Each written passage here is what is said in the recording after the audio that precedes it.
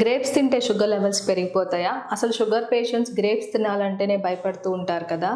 Grapes sugar patients ఏ టైంలో తీసుకోవాలి, ఎవరు తీసుకోవచ్చు, ఎవరు తీసుకోకూడదు, ఎంత క్వాంటిటీలో గ్రేప్స్ తీసుకోవాలి, ఇటువంటి వివరాలు మనం ఈ వీడియోలో చూద్దాం.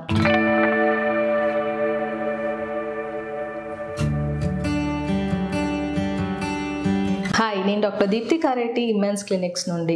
డయాబెటీస్ అంటే వాళ్ళ షుగర్ లెవెల్స్ ఉండవలసిన దానికన్నా అధికంగా పెరిగిపోతాయి కాబట్టి షుగర్ పేషెంట్స్ వాళ్ళు తీసుకునే ఆహారం గురించి జాగ్రత్తలు, దాని గురించి అవగాహన ఉండడం వాళ్ళకి చాలా ముఖ్యం.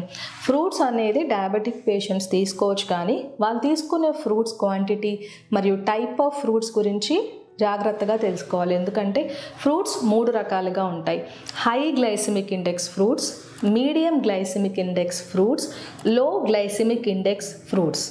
గ్లైసిమిక్ ఇండెక్స్ అంటే మనం తీసుకున్న ఆహార పదార్థాలు డైజెషన్ తర్వాత ఎంత స్పీడ్గా షుగర్ లెవెల్స్ని పెంచేస్తాయి అనేవాన్నే గ్లైసిమిక్ ఇండెక్స్గా పిలుస్తూ ఉంటాం.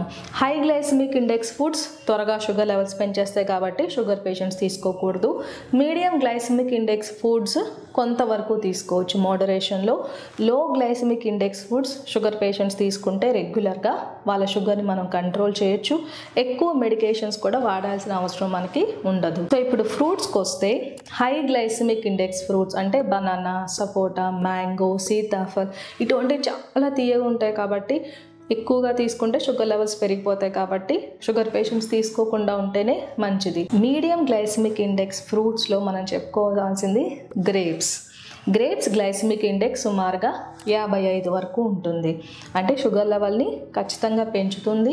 100 గ్రామ్స్ ఆఫ్ గ్రేప్స్లో 40 గ్రామ్స్ వరకు కార్బోహైడ్రేట్స్ ఉంటాయి. అంటే గ్లైసిమిక్ లోడ్ కూడా గ్రేప్స్లో ఎక్కువే ఉంది. కానీ గ్రేప్స్లో వాటర్ కంటెంట్ ఉంటుంది, ఫైబర్ కంటెంట్ ఎక్కువ ఉంటుంది, విటమిన్స్, మినరల్స్, ఫోలేట్ అనే విటమిన్ కూడా దొరుకుతుంది. యాంటీ ఆక్సిడెంట్స్, ఫ్లావనాయిడ్స్ ఇటువంటి యాంటీ ఆక్సిడెంట్స్ ఉండటం వల్ల క్యాన్సర్ నివారించే లక్షణాలు కూడా గ్రేప్స్లో ఉంటాయి. కొంతమంది గ్రేప్స్ని ఇష్టపడే వాళ్ళు కూడా ఉంటారు. సో అటువంటి వాళ్ళు గ్రేప్స్ తీసుకోవచ్చండి. కానీ మీ షుగర్ లెవెల్స్ కంట్రోల్లో ఉన్న వాళ్ళు మాత్రమే ప్రయత్నించండి. షుగర్ కంట్రోల్లో లేని వాళ్ళు 200, 300, 400 పైన ఉన్న వాళ్ళు దయచేసి గ్రేప్స్ తీసుకోకుండా ఉంటేనే మంచిది.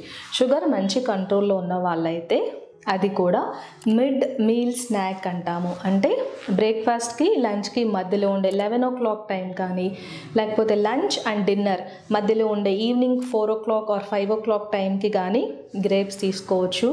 అది కూడా క్వాంటిటీ ముఖ్యమండి. 100 గ్రామ్స్ ఆఫ్ గ్రేప్స్లో 40 గ్రామ్స్ కార్బోహైడ్రేట్ ఉంటుంది.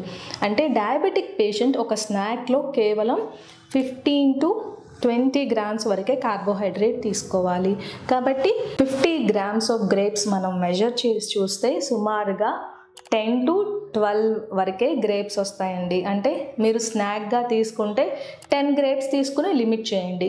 కొంతమందిలో ఓన్లీ గ్రేప్స్ తింటే ప్యూర్ కార్బోహైడ్రేట్స్ కాబట్టి షుగర్ పెరిగిపోతుంది. కాబట్టి గ్రేప్స్ తీసుకునేటప్పుడు ఏదైనా ప్రోటీన్ స్నాక్ అంటే దీన్ని కర్డ్స్తో మిక్స్ చేసి తీసుకుంటే కొంతవరకు మనం షుగర్ లెవెల్ని పెరగకుండా చూసుకోవచ్చు.